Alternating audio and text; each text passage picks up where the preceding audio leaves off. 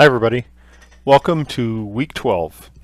That's right, we are just 2 weeks away from Thanksgiving, and so I'm going to change the pace of the course a little bit here over these next 2 weeks. We really are very close to the end of the semester, and I'm sure most of you are looking forward to that, but I want us to take a little bit different approach for the next couple weeks, as I said, and you can see it right there in the title of the slide. Yep, we are going to talk about movies. So let's proceed and get right to that. So I do this every week, every overview lecture, and maybe you get bored with it, but that's okay. The point is that this semester my goal has been to provide you with several different tools in your toolbox that you can use in strategic planning. I honestly believe that there is not one best approach to strategic planning. I also honestly believe that it's not a cookbook, and that's going to talk to leadership, but it's also going to talk to approach. There's no one best approach that's going to work for every organization, and so to that end, we have talked at length about John Bryson's 10-step model, and the textbook that you bought this semester that I required you to buy, the reason you have that textbook is because it is a great resource. It provides a lot of worksheets that you can employ in your own strategic planning effort within an organization. And if you carefully look through that book, which I want you to, what you also have discovered is a lot of those resources are going to help you write your term project. We talked about Mark Moore's strategic triangle, and I admit that I think the strategic triangle is a pretty useful tool, especially when an organization is just starting its strategic planning effort. I think that it gives a simple but somewhat elegant approach to members of an organization who want to talk about what is it we actually produce, what's our capacity for producing it, and really what gives us the legitimacy anyway to produce this public value. I presented some of Jen Lockman's YouTube videos to you, and the thing I like about her videos is that she boils down a lot of concepts to some fairly concise steps that are especially useful for a nonprofit. And then finally we talked about the balanced scorecard, Kaplan and Norton. And again, I think you can see in that this is an approach for an organization to understand itself.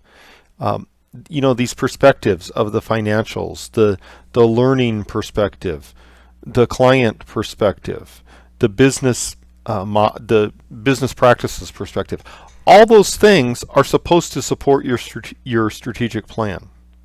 They should not each be operating in a vacuum, and I think that's what the balanced scorecard is helping you to understand. And so again, all these different ways of looking at strategic planning, they're there for a reason. And the reason is that at some point your boss in your organization might tell you that congratulations, you just became the strategic planning expert. So it would be good to have some tools in your toolbox when that day comes. But real briefly before we do that, you should be well on your way with these things. Your term project outline is due on November 21st. That's a 25-point project. And then your final term project paper is due the week of finals. And that is what this is all leading up to. And that's why we spent so much time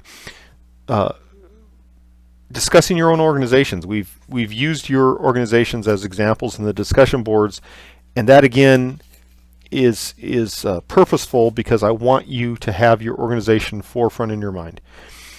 Because your paper is really not just a summary of your organization. It's not an outline of your organization. It's not an outline of what you learned in your interview. It's supposed to be an analysis that you develop based on all the facts that you get, including from the interview.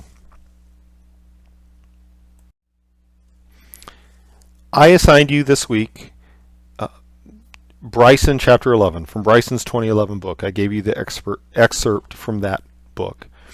And so here's what Bryson says. He says, as has been pointed out before, Strategic planning is not a substitute for effective leadership. There is no substitute for effective leadership and committed followership when it comes to planning and implementation. Instead, strategic planning is simply a set of concepts, procedures, and tools designed to help executives, managers, and others to think, act, and learn strategically on behalf of their organization's stakeholders. Again, to use this cookbook analogy, if anybody could follow a recipe and make a very elaborate dish, you know, like the kinds you see on the Food Network or something, then anybody could be a chef.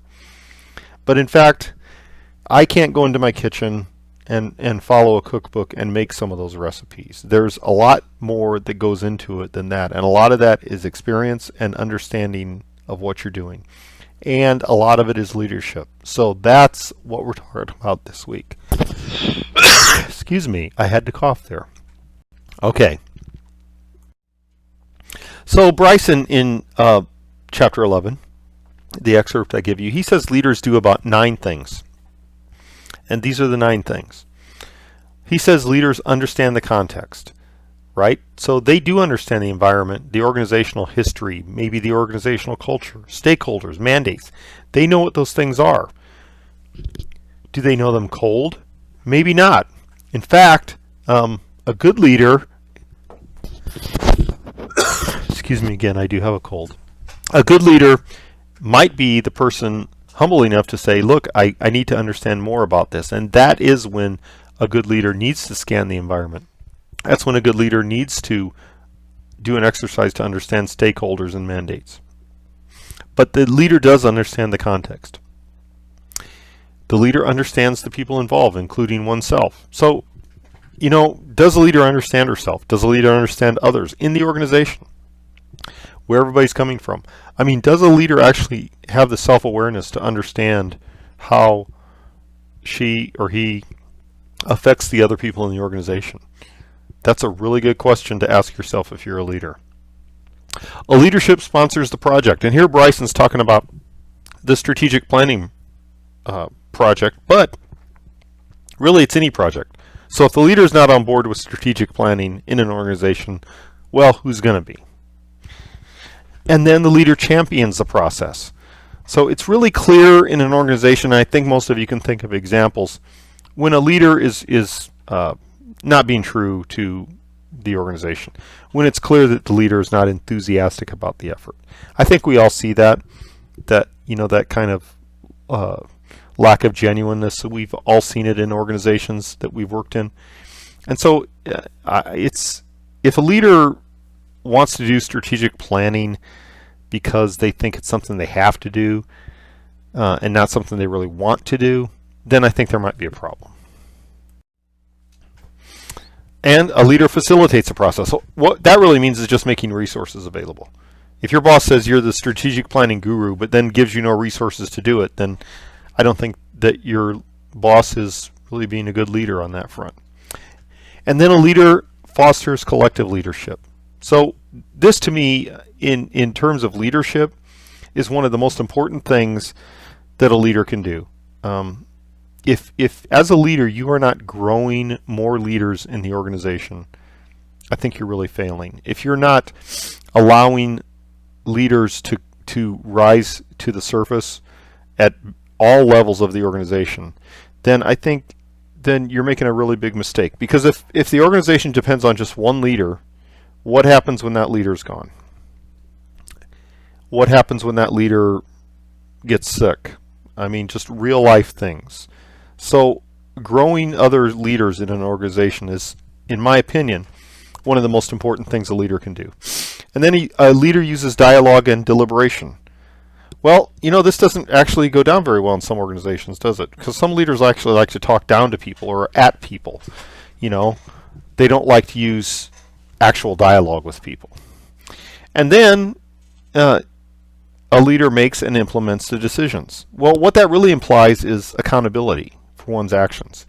A leader is accountable for the decisions that they take, right? It's not something that a leader can pass off to others. And then finally, the leader is the person who enforces norms, settles disputes, and manages conflicts. That number 9 right there goes back to number 6. You know, if there are several leaders in an organization and they're encouraged to grow, then a leader gets help in doing that. Number 9, managing conflicts. If we have one leader in the organization who's the only person who can manage conflicts, then I think we're going to have more conflicts, because conflict is inevitable. But if conflict is not mitigated, then we have problems in the organization. Okay, look at that. There's a list of movies. I'm making a big assumption here. I'm making an assumption that most of you have seen at least one of these movies. Maybe you haven't. If you haven't, I have a way of dealing with that. I'm going to admit I've seen all these movies. I didn't see them all when they came out. You can see a lot of these movies on Turner Classic or one of those networks. But these are all movies that, in my opinion, involve some kind of leadership, right? And so you can see that these are in no particular order, and you can see that they're not all classic leader movies that you might think of as leader movies. There's some military movies in there, which a lot of businesses, they say, okay, here's a leader movie. You know, let's watch Patton or let's watch Band of Brothers. Well, you know, those movies are about leadership, but there's other movies that are about leadership and how leaders effectively get their plans done. I will say the one movie on that list I haven't seen yet, I plan to see, is the Steve Jobs movie. It looked like a very good candidate for this list. So if some of you have already seen the Steve Jobs movie, please feel free to use that in the discussion. So where am I going with this list of movies? I'll tell you where I'm going. We're going to the discussion board. So this is what we're going to do this week. This week we're going to focus on leadership. Next week we're going to focus on leadership in a slightly different way. And as I said, I made an assumption that each of you has seen at least one of these movies. If you haven't, then suggest another movie that you have seen. But here's what I want you to do with the movie. First of all, you're going to say which movie you're talking about, so we understand what movie you're talking about. And then I want you to tell us who the strategic leader or leaders, maybe there's more than one, in the movie. And in just 1 or 2 sentences, 3 sentences, say, what's the strategic vision or the strategic end state that this leader holds? What is this leader trying to do strategically? Not just in the moment, but strategically. And then how does the leader communicate this vision? Is the leader successful, or does the leader fail in the effort? And then, does the leader have any followers? Right? Are there followers who react to the leader's vision? And if so, how do they react? And then I want you to go back to the Bryson chapter, and I want you to look at these 9 roles that leaders assume. And I want you to talk about which role or roles your leader or leaders in this movie play. Now, there's a reason that I'm using movies, and that is because I think popular culture is a touchstone for a lot of us. And, you know, people relate to movies. A lot of movies people quote lines from, and we quote them over and over again, and they actually become part of the fabric of our culture. And so I think that when we talk about leaders, I think it's a very useful touchstone for all of us to refer to and think through, how does a movie reflect the things we've been talking about in this strategic planning class. So again, that's the entire discussion project this week, and I'm looking forward to a lively discussion. I really want you to put your innovative thinking caps on, and feel free to write about these movies that you have seen, and hopefully you've seen one of them. If you haven't, come up with one, and we'll see where the discussion goes. So that's it for this week. I appreciate everybody's input. Thank you.